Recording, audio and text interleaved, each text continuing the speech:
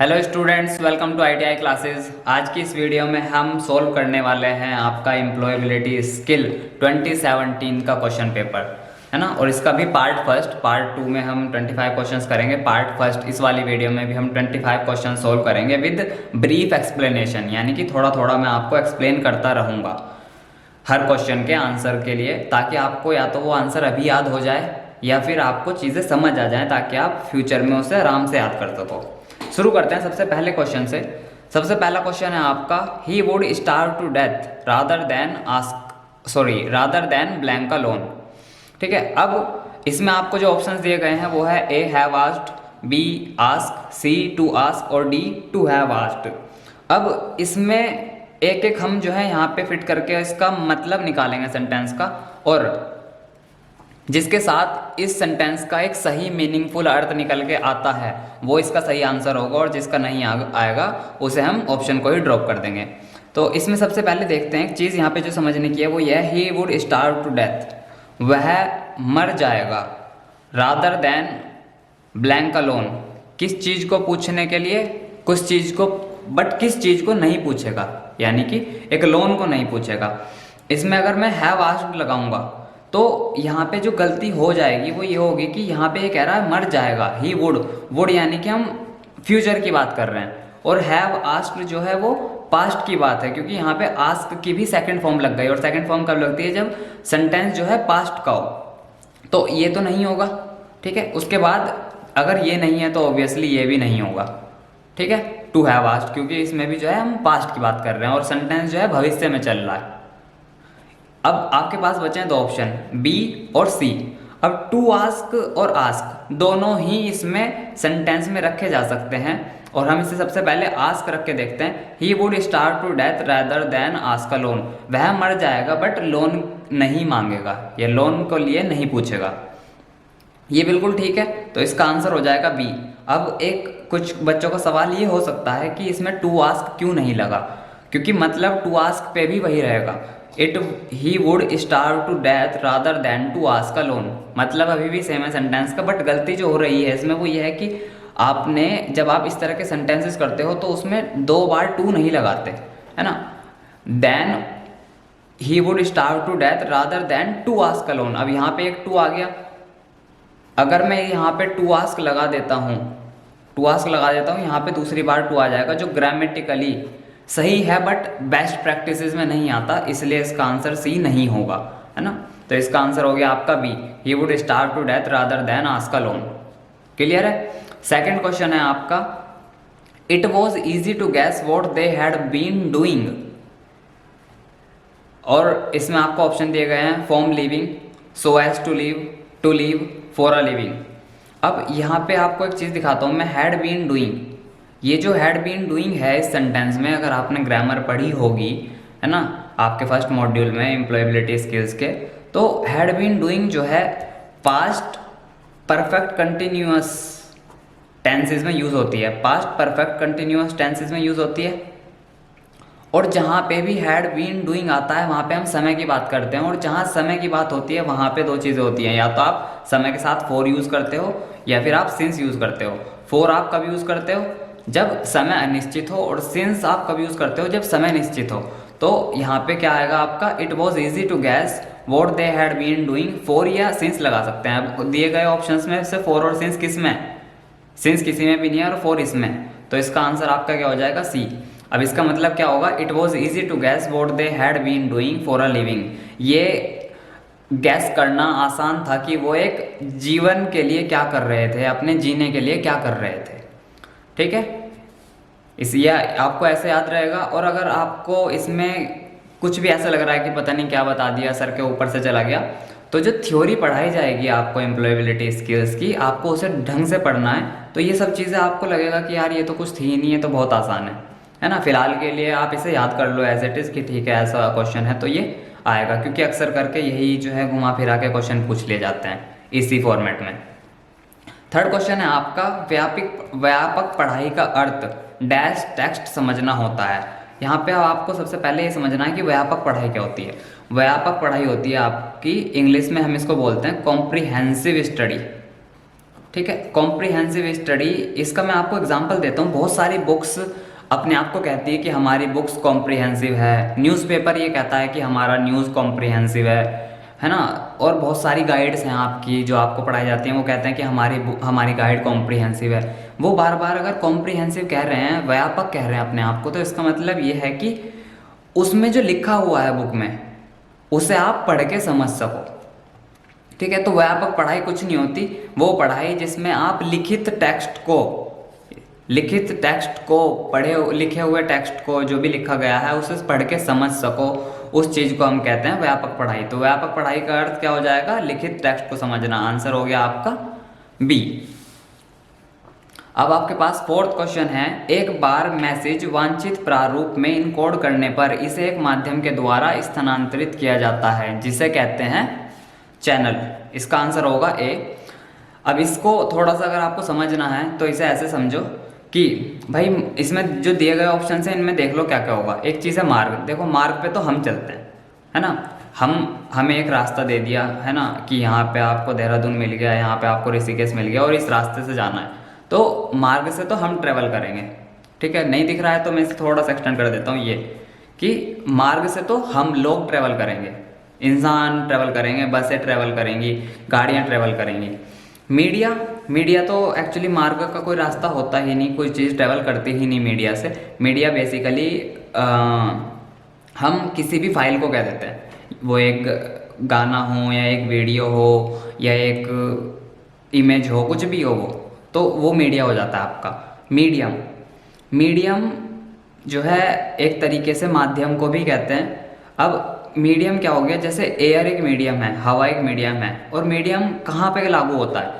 आप मेरे सामने बैठे हो, आप यहाँ बैठे हो, मैं यहाँ बैठा हूँ, हम दोनों आपस में बात कर रहे हैं, तो मुझे आपकी आवाज़ सुनाई दे रही है, आपको मेरी आवाज़ सुनाई दे रही है, किसके माध्यम से? हवा के माध्यम से, एयर के माध्यम से। तो वहाँ पे मीडियम काम करेगा। बट जब आप यहाँ पे हो, है ना, और मैं यहाँ पे हूँ, हम अलग अलग शहरों में बैठे हैं, तब हमें बात करनी है, तो हम क्या करेंगे? तब ये होगा कि जो चीज़ मैं बोलूँगा उसे हम पहले किसी और भाषा में, किसी और फॉर्मेट में चेंज कर लेंगे, किसी और भाषा में नहीं, किसी और फॉर्मेट में चेंज कर लेंगे। जैसे जो मैंने बोला वो क्या हुआ आपका? वो तो साउंड हो गई, साउंड एनर्जी। अब इस साउंड को मैं डायरेक्ट तो आप तक नहीं पहुंचा सकता, मैं तो इतनी तेज नहीं बोल सकता कि आपको दूसरे शहर में मेरी आवाज़ चली जाए। मैं क्या करूँगा, मैं इस साउंड को इलेक्ट्रिसिटी में कन्वर्ट कर लूँगा। मैं नहीं करूँगा, मतलब ये काम इलेक्ट्रिसिटी में कन्वर्ट करेगा मोबाइल कन्वर्ट करेगा, या डेस्कटॉप होगा तो डेस्कटॉप कन्वर्ट करेगा। तो मेरी आवाज़ जो है इलेक्ट्रिसिटी में कन्वर्ट कर दी किसी डिवाइस ने, और फिर वो इलेक्ट्रिसिटी जो है चैनल के माध्यम से, है ना, यानी कि वो सैटेलाइट गई या टावर गई, वो जहाँ भी गई, जो भी उसका प्रोटोकॉल होगा उसने उसे फॉलो करते हुए जो है वो आप तक पहुँची, आपके मोबाइल में पहुँची, और किसकी फॉर्म में पहुँची? इलेक्ट्रिसिटी की फॉर्म में पहुँची। फिर इसे जो है वापस कन्वर्ट कर दिया गया मेरे सुनने वाली आवाज़ में। तो उस चीज़ में जो इलेक्ट्रिसिटी बनने के बाद आप तक जो मेरी बात पहुंची, उसे किस माध्यम से पहुंचाया गया? उसे पहुंचाया गया है चैनल के माध्यम से। जैसे जितने भी टीवी चैनल्स होते हैं वो होते क्या है बेसिकली, उन्हें क्यों चैनल कहा जाता है? यूट्यूब चैनल, टीवी चैनल, इन्हें चैनल क्यों कहा जाता है? क्योंकि ये किसी की बात को किसी दूसरे फॉर्मेट में, यानी कि किसी वांछित प्रारूप में इनकोड करते हैं, यानी कि इलेक्ट्रिसिटी में किसी और दूसरे फॉर्मेट में कन्वर्ट करते हैं, और फिर उसे एक जगह से दूसरे जगह पे स्थानांतरित कर देते हैं। ठीक है, तो इसका क्या हो जाएगा? आपका आंसर चैनल हो जाएगा। फिफ्थ क्वेश्चन है आपका, जहां आप अपना प्रेजेंटेशन दे रहे हो वहां पर्याप्त डैश की व्यवस्था अवश्य होनी चाहिए। इसमें एक है अंधेरा, दूसरा ऑप्शन है प्रकाश, तीसरा है बिजली, चौथा है वेंटिलेशन। तो सामान्य तौर से तो सही बताऊं, ये होना चाहिए कि जहाँ पे हम प्रेजेंटेशन दे रहे होंगे वहाँ पे हर चीज़ चाहिए। वहाँ प्रकाश भी होना चाहिए, वेंटिलेशन भी होना चाहिए, अंधेरा भी होना चाहिए, बिजली भी होनी चाहिए। बट गिनती में कुछ चीज़ें नहीं आती, जैसे वेंटिलेशन की गिनती नहीं होती, वो वहाँ पे एसी उसका काम कर ही देगा।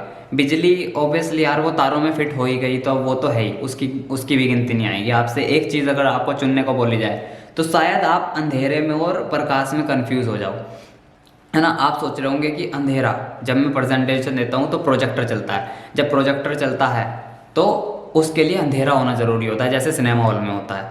बट नहीं, मूवी अगर आपको देखनी है, आपको चलचित्र देखने हैं, तो अंधेरा ज़रूरी है, वहाँ पे पर्याप्त अंधेरा होना चाहिए। बट जब आप प्रेजेंटेशन दे रहे हो ना, तो सिर्फ वो नहीं देखना होता जो स्क्रीन पे आ रहा है, वहाँ पे आदमी का दिखना भी ज़रूरी है, वो क्या कहना चाहता है ना, और उसे लोग किस तरीके से समझ रहे हैं, वो क्या पॉइंट आउट करना चाहता है अपनी प्रेजेंटेशन में। इसलिए जिस चीज़ की ज़रूरत होती है वो है पर्याप्त प्रकाश, इतना प्रकाश कि प्रेजेंटेशन जो स्क्रीन पे दिखाई दे रहा है वो, और वो जो आदमी उसे समझा रहा है, जो प्रेजेंटेशन दे रहा है यानी कि आप, वो भी दिखाई दे, वो क्या कहना चाहता है, किस चीज़ को पॉइंट करना चाहता है, वो भी समझ आए। तो इसका आंसर होगा आपका बी, जहां आप अपना प्रेजेंटेशन दे रहे हो वहां पे पर्याप्त प्रकाश की व्यवस्था अवश्य होनी चाहिए। ठीक है, अगला क्वेश्चन है आपका, हमारा ड्रेस कोड पोशाक संहिता डैश संचार का एक उदाहरण है। भाई जहाँ संचार की बात आ रही है वहाँ बात आ रही है कम्युनिकेशन की। कम्युनिकेशन में का मतलब क्या होता है, मेरा एक मैसेज है जो मैं आप तक पहुँचाना चाहता हूँ।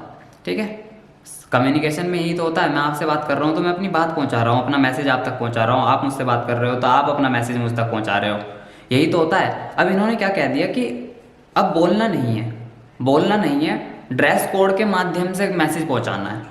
तो एक बहुत ही धरती से जुड़ा हुआ उदाहरण मैं आपको लेता हूँ। कभी बारात में आप अगर गए हो तो वहाँ पे देखा होगा आपने, बैंड बाजों वालों की अलग ड्रेस होती है ना। आप किसी शादी में गए हो तो वहाँ पे जो वेटर वेटरेस होते हैं उनकी एक अलग ड्रेस होती है, तो वो क्या है, उनका एक ड्रेस कोड है। आप जब स्कूल में जाते हो तो आपको एक ड्रेस दी जाती है, क्यों? क्योंकि वो आपका ड्रेस कोड है। उस ड्रेस कोड के माध्यम से आप क्या बता रहे हो दूसरों को, कि मैं एक छात्र हूँ, या आप मैसेज कर रहे हो अपने साथ कि मैं एक छात्र हूँ। बैंड वाले बता रहे हैं कि हम जो हैं बैंड वाली पार्टी से हैं, या हम बैंड बजाते हैं, है ना। हम बारात में हम बाराती नहीं हैं, हम बैंड वाले हैं, तो उन्हें उसलिए एक ड्रेस कोड दे दी जाती है ताकि उन्हें आराम से पहचाना जा सके। तीसरा आदमी आके उन्हें आराम से पहचान ले कि अच्छा ये बाराती हैं और ये बैंड वाले हैं, या फिर ये अध्यापक है, ये जो है छात्र है। तो ड्रेस कोड क्या है, एक ऐसे संचार का माध्यम है जिसमें मुंह का इस्तेमाल नहीं होता, अमौखिक। ठीक है, मौखिक में तो आप सामने से बता दोगे बोल के, लिखित में आप लिख के बता दोगे, है ना। उच्चारित में पढ़े हुए को लिखना होता है, बट यहाँ पे इसका कोई सेंस नहीं है ना। तो ड्रेस कोड क्या है आपका, जिसमें आपको बोलना ना पड़े बट आपका मैसेज दूसरों तक पहुँच जाए, इसलिए इसका आंसर आपका हो जाएगा बी, अमौखिक। हमारा ड्रेस कोड जो है अमौखिक संचार का एक उदाहरण होता है। 7th है आपका, एप्लीकेशन लेटर क्या है। तो मैं आपको बता देता हूँ यहाँ पे इसका, मैं इसको आपको सीधा ही बता देता हूँ। एप्लीकेशन लेटर वो लेटर होता है जो आप लिखते हो उन लोगों के लिए जहाँ पे आप अपने लिए किसी जॉब को ढूंढ रहे हो, है ना। वहाँ पे आप बताते हो कि मैं इस जॉब के लिए इंटरेस्टेड हूँ और मैं इस तारीख से जो है जॉब के लिए अवेलेबल हूँ। ठीक है, तो एप्लीकेशन लेटर क्या होता है, आपकी मुख्य विशेषताएं और जॉब के लिए उपलब्धता का विवरण। ठीक है, तो एप्लीकेशन लेटर क्या है, आपकी मुख्य विशेषता तथा जॉब के लिए उपलब्धता का विवरण। ए, इसका आंसर आपका हो जाएगा ए। अब मैं आपको ये भी बता देता हूँ ये सब क्या होते हैं। एक प्रस्तावना जो होता है ना, इंट्रोडक्शन होता है, प्रीफेस होता है। प्रीफेस क्या होता है, किसी भी चीज़ का इंट्रोडक्शन, या वो किताब का हो या चाहे वो आपका हो, किसी का भी हो, एक प्रस्तावना हम इंट्रोडक्शन को कहते हैं। और जो आपकी शैक्षिक योग्यताओं तथा अनुभवों का सारांश होता है उसे हम कहते हैं रिज्यूमे। ठीक है, जब हम जॉब के लिए एप्लीकेशन लेटर लिखते हैं ना, उससे पहले हमारा रिज्यूमे लगता है ना, जिसमें हम लिखते हैं कि हमने क्या क्या कर रखा है, कहाँ कहाँ पे हमारे किस चीज़ को लेकर एक्सपीरियंस है। और इसके बाद है आपका कार्य उद्देश्य की जो घोषणा होती है वो होती है डिक्लेरेशन लेटर के माध्यम से। ठीक है, तो इससे क्या होगा, आपको थोड़ा सा बियॉन्ड पता लग जाएंगी चीज़ें। अगर यहाँ से क्वेश्चन घुमा के आ गया अगली बार, तो इन्होंने ऐसे न पूछ के ये पूछ लिया कि आपके कार्य उद्देश्य की घोषणा को किस प्रकार का लेटर कहते हैं, तो आप लिख सकते हो कि जहाँ पे घोषणा आ रहा है, घोषणा का मतलब इंग्लिश में होता है डिक्लेयर करना, तो वो डिक्लेरेशन लेटर में होगा। जहाँ पे रिज्यूम में आ रहा है वहाँ पे आपके अनुभवों का सारांश होगा, आपकी योग्यता होगी। ठीक है, इस तरीके से कुछ भी क्वेश्चन बन सकता है, इसलिए मैं आपको थोड़ी सी चीज़ें एक्स्ट्रा बता रहा हूँ। हर बार ऐसा नहीं होता, कुछ क्वेश्चन ऐसे होते हैं जो झुके तो पूछ लिए जाते हैं, एज इट इज़ आपको मिल जाएंगे आपके एग्जाम में। बट ज़्यादातर केसेस में ऐसा होता है कि आपको क्वेश्चन घुमा के पूछा जाता है ना। और है नहीं ऐसा, इनके पास बहुत 1000 क्वेश्चन का भंडार नहीं है, यही क्वेश्चन है, इन्हीं को घुमा फिरा के बार बार पूछा जाता है। जैसे अभी ये क्वेश्चन आएगा मैं बताऊंगा आपको, वो ऑलमोस्ट हर साल पूछा जा रहा है, और उसे बच्चे हर बार गलत करके आते हैं। ठीक है, आगे चलते हैं। 8th क्वेश्चन है आपका, निम्न में से प्रकाश संवेदी डिवाइस कौन सी है जो कि ड्राइंग, प्रिंटेड टेक्स्ट या अन्य इमेज को डिजिटल प्रारूप में परिवर्तित करती है। इतना बड़ा क्वेश्चन है ये, है ना। ऐसा लग रहा है जैसे पता नहीं क्या अफलातून कर दिया। कुछ नहीं है, इसने ये कहा कि ऐसी कौन सी डिवाइस है जो प्रकाश यानी कि लाइट सेंसिंग डिवाइस है, जो जिसके अंदर प्रकाश होता है। अगर आपने कभी प्रिंटर खोला होगा तो उसमें देखना एक इस तरीके से ना, जैसे यहाँ पे आपका प्रिंटर है ये, तो इसमें यहाँ से ग्रीन कलर की लाइट चलती है इधर की तरफ जब वो किसी भी कॉपी को स्कैन करती है, किसी भी फाइल या पेंट या किसी भी चीज़ को स्कैन कर लो आप उसमें, है ना, फाइल आपकी, ड्राइंग या कोई प्रिंटेड टेक्स्ट। तो वो एक जो है लाइट सेंसिंग डिवाइस है जिसमें आप अपने ड्राइंग को, प्रिंटेड टेक्स्ट को या किसी भी इमेज को कहाँ कर सकते हो, डिजिटल प्रारूप यानी कि डिजिटल फॉर्मेट में कन्वर्ट कर सकते हो। तो भाई जैसे ये एक मेरे पास हार्ड कॉपी है किसी चीज़ की, ठीक है, मैं इसे यूँ करके प्रिंटर में रखूँगा, प्रिंटर इसे स्कैन करेगा और स्कैन करने के बाद कहाँ आ जाएगा, प्रिंटर ने इसे स्कैन किया, स्कैन करने के बाद ये कहाँ आ जाएगा, ये मेरे कंप्यूटर में आ जाएगा। और जब ये कंप्यूटर में आ गया तो क्या हो गया, एक डिजिटल फॉर्मेट में ही तो आ गया अभी, क्योंकि कंप्यूटर में जितनी भी चीज़ें होती हैं वो क्या होती हैं, सारी की सारी डिजिटल फॉर्मेट में होती हैं। तो ये काम करता कौन है, स्कैनर। सी इसका आंसर होगा। स्कैनर एक ऐसी डिवाइस है जो प्रकाश संवेदी डिवाइस है और जो हमारे प्रिंटेड टेक्स्ट या किसी भी इमेज को डिजिटल फॉर्म में कन्वर्ट करती है, इसे कंप्यूटर में लेके आती है। 9th क्वेश्चन, इसमें लिखा है एक्सेल में किसी सेल, है ना, ये पता नहीं सेल कैसे लिखते हैं, इंग्लिश में सेल बोलते हैं। एक्सेल में किसी भी सेल में कोई फॉर्मूला एंटर करने के लिए हमें निम्न में से किस ऑपरेटर के साथ शुरुआत करनी पड़ती है। तो ये जब मैं प्रैक्टिकल कराऊंगा तो आपको आ जाएगा, सीधा आंसर बता रहा हूँ, बी। ठीक है, जब आप किसी एक्सेल में किसी भी फॉर्मूले का लिखते हो तो उसका जो फॉर्मूला स्टार्ट होता है वो इक्वल्स टू से होता है। मैं सोच रहा था कि मैं स्क्रीन रिकॉर्डिंग करके आपको दिखाऊं, बट जब हम प्रैक्टिकल करेंगे तब आप इसे देख लेना, है ना। उसके बाद माइक्रोसॉफ्ट वर्ड निम्न में से किसका उदाहरण है, operating system, processing device, C application software, D system software. तो पहली बात तो इसने क्या कहा, MS वर्ड, पहली बात तो एक चीज़ आप ये समझो, जो माइक्रोसॉफ्ट वर्ड है वो सॉफ्टवेयर है, ठीक है, वो हार्डवेयर है ही नहीं। और अगर वो हार्डवेयर नहीं है तो बी ऑप्शन तो बिल्कुल नहीं होगा, क्योंकि इसमें आ गया प्रोसेसिंग डिवाइस, और जहाँ डिवाइस आ जाएगा इसका मतलब वो हार्डवेयर की बात कर रहा है, तो बी तो नहीं है। सिस्टम सॉफ्टवेयर, अब सिस्टम सॉफ्टवेयर माइक्रोसॉफ्ट विंडोज़ तो है बट माइक्रोसॉफ्ट वर्ड नहीं है, ठीक है, क्योंकि सिस्टम सॉफ्टवेयर वो सॉफ्टवेयर होते हैं जो सिस्टम में मैंडेटरी होते हैं, यानी कि उनका होना ज़रूरी है, अगर वो नहीं होंगे तो सिस्टम नहीं चलेगा या फिर ढंग से नहीं चलेगा, तो ये भी नहीं होगा। इसके बाद आ जाते हैं ऑपरेटिंग सिस्टम। तो अभी जब मैं कह रहा था माइक्रोसॉफ्ट विंडोज़ वो ऑपरेटिंग सिस्टम है, वो सबसे पहला चलने वाला प्रोग्राम होता है किसी भी कंप्यूटर के ऑन होते ही। तो ये जो है माइक्रोसॉफ्ट वर्ड वो नहीं है, तो ये भी नहीं होगा। इसमें आ गया आपके पास सी जो है एप्लीकेशन सॉफ्टवेयर, तो इसका आंसर आपका होगा सी एप्लीकेशन सॉफ्टवेयर। माइक्रोसॉफ्ट वर्ड क्या है आपका, एक एप्लीकेशन सॉफ्टवेयर का उदाहरण है। अब इसमें ना दो चीज़ें हो सकती थी, इसमें आपको हमेशा ध्यान रखना है, अगर ये डिवाइस लिखा है तो ये हार्डवेयर की बात कर रहा है, ठीक है। अगर ये प्रोसेसिंग या फिर वर्ड प्रोसेसर यहाँ पे आ जाता तो एप्लीकेशन सॉफ्टवेयर ना होता इसका आंसर, माइक्रोसॉफ्ट वर्ड का जो उदाहरण आ जाता वो आ जाता आपका वर्ड प्रोसेसर। ऐसा हो सकता है कि आप में इसमें से ये वाला विकल्प हटा के यहाँ पे वर्ड प्रोसेसर लिख दें, तो माइक्रोसॉफ्ट वर्ड जो है आपका वर्ड प्रोसेसर होता है, यानी कि वो जितने भी वर्ड आप लिखते हो उसमें उन्हें उन पे प्रोसेस करता है, उन पे कार्य करता है, ठीक है। आगे चलते हैं। 11th क्वेश्चन है आपका, डैश प्रोग्राम बड़ी फाइलों को एक छोटी फाइल में कंप्रेस करता है। देखो भाई, विन श्रिंक करके कोई ऐसा कुछ नहीं होता कंप्यूटर में, विन स्टाइल भी कुछ नहीं होता, इनमें से कोई नहीं तो कुछ है ही नहीं। इसका सीधा सीधा आंसर है विन जिप। अब आप इस चीज़ को ऐसे समझो, जिप का क्या मतलब होता है, चैन, है ना। जिप का मतलब होता है चैन, वो 3 इडियट मूवी में देखा होगा आपने, चैन बताता है मशीन है, चैन ऊपर नीचे अप डाउन। तो 11th का आंसर आपका विन जिप है। और आपको इसे ध्यान कैसे रखना है, किसी भी इसमें क्या हो रहा है, ये कौन सा प्रोग्राम है जो बड़ी फाइल को एक छोटे फाइल में कंप्रेस करता है, यानी कि एक बहुत बड़ी फाइल थी, इसे जो है चारों तरफ से इन्होंने दबा के छोटा कर दिया, यानी कि सपोजिटली ये बड़ी फाइल जो है आपकी 2 GB की थी, ये बहुत सारा स्पेस ले रही थी। तो विनजिप क्या करेगा, इसको चारों तरफ से छोटा कर देगा, इसकी फाइल जो एक्स्ट्रा थी जिनकी ज़रूरत ही नहीं थी उन्हें दबा देगा या उन्हें बाहर निकाल देगा, और उसके बाद इसे फाइल को छोटा कर देगा और ये बन जाएगी 1 GB की या फिर कुछ MB की। ये काम किसका होता है, विनजिप का। इसे ऐसे ध्यान रखना जहाँ पे जिप आ जाए। तो जैसे एक तकिया है हमारे पास, एक तकिया है, अब आप इसे कवर में नहीं डाल रहे तो ये पूरा एक्सपेंड हो रहा है, जितना इसका मन होगा ये उतना एक्सपेंड होगा, उतना ही खुला रहेगा। बट जब आप इसे कवर में डाल के और यहाँ से जो है इसे दबा के जिप लगाओगे तो ये क्या होगा, साइज़ इसका छोटा हो जाएगा। जितना इसका सरफेस एरिया था, जितनी इसकी वॉल्यूम थी, ये उससे कम हो जाएगी। तो इसको आपको ऐसे ध्यान रखना है, जहाँ भी बात आ जाएगी किसी बड़ी फाइल को छोटा करना है तो वहाँ पे जिप होगी, तो यानी कि विन जिप इसका आंसर हो जाएगा। ऐसे आपको इसे ध्यान रखना है। इसके बाद है 12, कंट्रोल C का उपयोग निम्न में से किसके लिए किया जाता है। सबसे पहला ऑप्शन है आपके पास सिलेक्ट किए हुए टेक्स्ट को कॉपी करने के लिए, और यही आंसर है।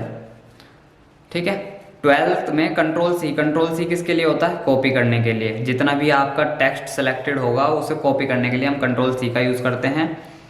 इसमें आपको 3 ऑप्शन और दिए गए हैं जो आंसर नहीं है, बट मैं आपकी जानकारी के लिए इन्हें बता रहा हूँ कि सेलेक्ट किए हुए टेक्स्ट को कट करने के लिए हम Ctrl+X का इस्तेमाल करते हैं, पेस्ट करने के लिए Ctrl+V का इस्तेमाल करते हैं, और प्रिंट करने के लिए Ctrl+P का इस्तेमाल करते हैं।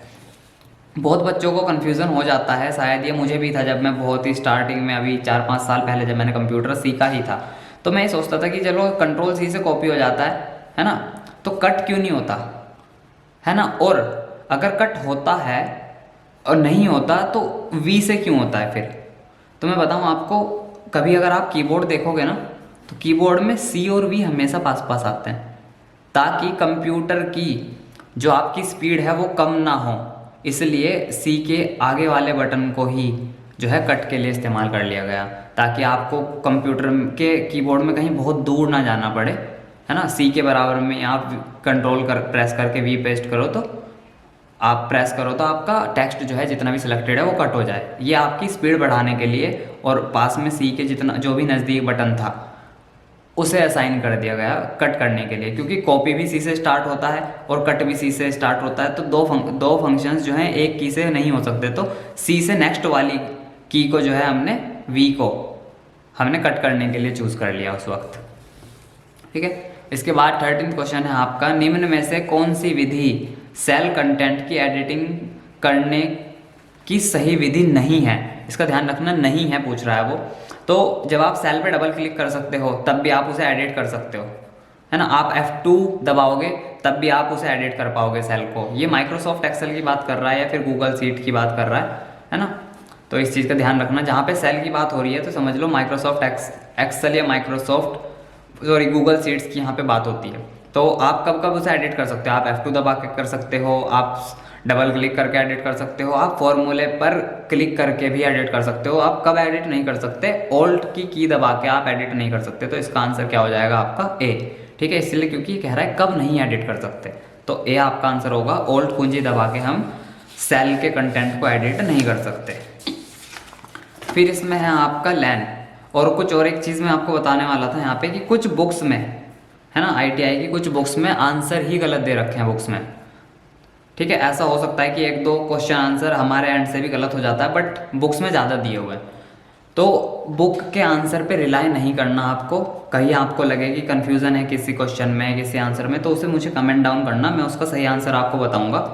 क्योंकि बुक्स पता नहीं मुझे कैसे प्रिंट कर रहे हैं ये, पर बुक्स बहुत गलत तरीके से प्रिंट हो रही हैं। मतलब 3-3, 4-4 क्वेश्चन के 25 में से 3-4 क्वेश्चन के आंसर गलत प्रिंट कर रखे हैं, तो उसका थोड़ा ध्यान रखना। आगे चलते हैं। 14th का है आपका लैन का पूर्ण रूप क्या है, यानी कि ये पूछ रहा है लैन की फुल फॉर्म क्या है। लोकल एरिया नेटवर्क, C इसका आंसर होगा, लोकल एरिया नेटवर्क। कंफ्यूज मत होना, लोकल एरिया नेट भी दिया हुआ है, बट आपको ध्यान रखना है नेटवर्क।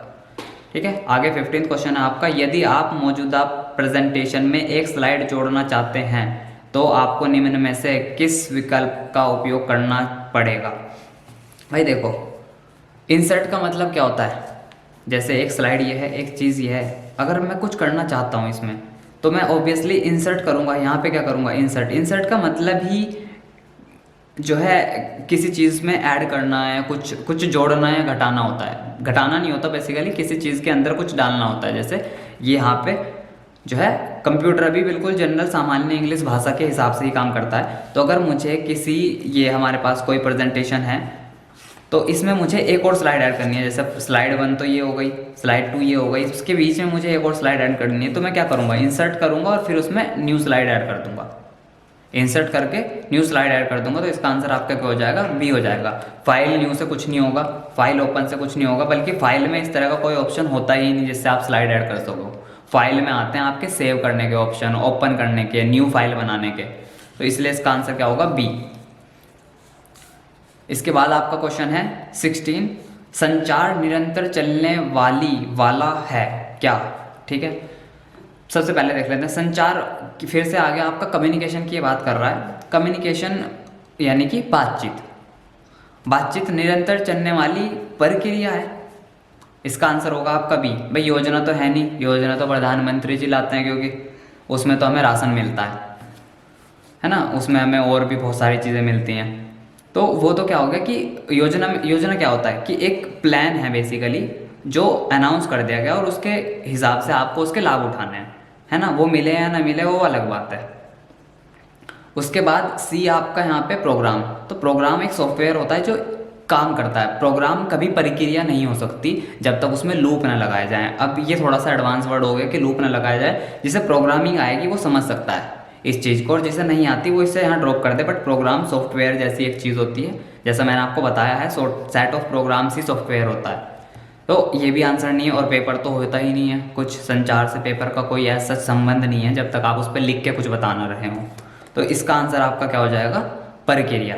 संचार जो है एक निरंतर चलने वाली प्रक्रिया है, एक प्रोसेस है। इसके बाद 17th का आपका जो क्वेश्चन है आपका ये है, प्रावर्णीय अवरोध डैश शोर के समान होता है। इस चीज़ पे जो है थोड़ा सा आपको इसे याद करना है। और इस पे ऐसा भी होता है कि कभी कभी इसके आंसर जो हैं गलत होते हैं, किसी बुक में गलत हो सकते हैं। तो इसमें बेसिकली क्या है इसका आंसर, पर्यावरणीय अवरोध जो है शारीरिक शोर के समान होता है ना। ये कहीं बुक्स में गलत दिया हुआ है, बट आपको इसे ध्यान रखना है। पर्यावरणीय अवरोध जो है शारीरिक शोर के समान होता है। इसके लिए आपको डिटेल में पढ़ना पड़ेगा। यहाँ पे मैं इसका जवाब शॉर्ट में नहीं दे सकता, वीडियो बहुत लंबी हो जाएगी, तो इसे बस याद कर लेना। इसके बाद आपका 18th क्वेश्चन है, सामर्थ्य तथा हिंसा के मानवीकरण को डैश लिंग के रूप में माना जाता है। अब जिसकी हिंदी अच्छी होगी उसे पहले तो ये पता होना चाहिए कि मानवीकरण क्या होता है, फिर सामर्थ्य और हिंसा क्या होती है। उसके बाद इसने तीसरा क्वेश्चन पूछ लिया कि ये कौन सा लिंग है, ये पुरुष लिंग है या स्त्रीलिंग है या नपुंसक लिंग है या उभय लिंग है। उभय का मतलब होता है बोथ, दोनों। ठीक है, स्त्रीलिंग भी और पुरुष लिंग भी। जिसे नहीं पता होगा वो नोट कर लेना। सामर्थ्य होता है पावर, है ना, ये कैपेबिलिटी, और हिंसा मतलब होता है वायलेंस, यानी कि लड़ाई झगड़ा। अब ये कह रहा है कि सामर्थ्य और हिंसा, पावर और वायलेंस को अगर आप मानवीकरण कर दो, मानवीकरण यानी कि इन्हें अगर आप मान लो कि ये इंसान है या इनमें जीवन है, तो ये क्या होंगे, ये स्त्री होगी या पुरुष होगी। तो इसका आंसर है उभय, यही दोनों होंगे। ये सामर्थ्य और हिंसा का अगर आप मानवीकरण करोगे तो ये पुरुष भी होगा और ये लिंग भी होगा। ठीक है, तो इसका सी आंसर हो जाएगा उभय। इसके बाद आपके पास 19th क्वेश्चन है, डैश का उपयोग ओवरहेड प्रोजेक्टर का इस्तेमाल करते हुए प्रेजेंट करने के लिए किया जाता है। देखो, butter sheet, paper sheet, polythene sheet में प्रेजेंटेशन का कहीं भी इस्तेमाल नहीं होता। ठीक है, सीधा एक ट्रांसपेरेंट शीट यूज़ होती है, वो भी कौन सी, जो फिल्म के लिए ही स्पेशली बनाई जाती है। तो इसका आंसर आपका होगा।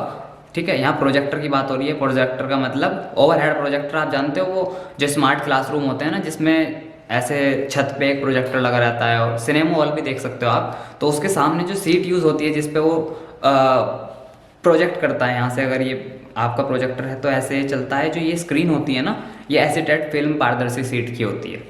तो इसका आंसर आपका हो जाएगा। नेक्स्ट क्वेश्चन आपका है 20th में कह रहा है कि डैश सुनने में मुख्य उद्देश्य किसी निश्चित जानकारी को खोजना होता है जिसकी प्रशंसा की जाती है।